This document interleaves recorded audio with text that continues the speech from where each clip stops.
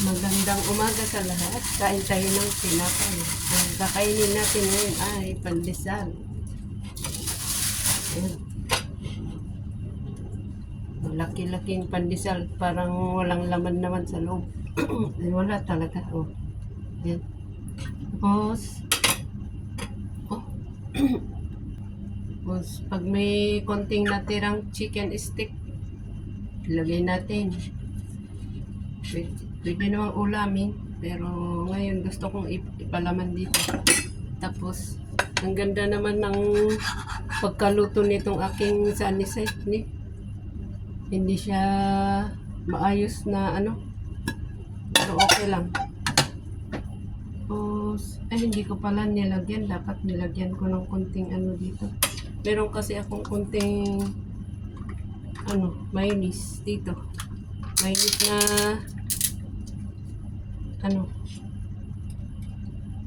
din natin ng konti para may konting lasa. Ayan. Kahit hindi maganda sa katawan. Para sa akin dahil iniiwasan ko to, pero paminsan-minsan okay lang. Ayan. Ayan natin doon. Pag meron akong last na to, hindi ko na saka ako bibili sa tagal na panahon ulit. Few months. Ayan. Lagyan natin doon. Para tayong nag-McDo. Burger na to. Parang burger na. Oh. Ayan. Oh. Ba, sarap. Pasalamat muna tayo. Tapos dito na ako kakain. Sarap. Pwedeng pang lunch ito kasi malaki. Ito yung pandesal na parang buns kalaki. So, pero sa atin maliliit ata yung yung mga ganyan. Pero pwede rin.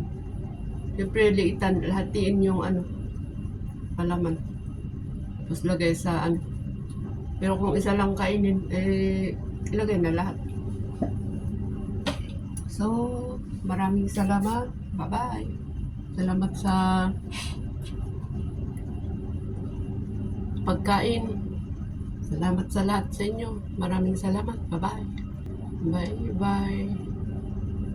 Siyempre, hindi pala nawawala sa atin ang kape. Ayan.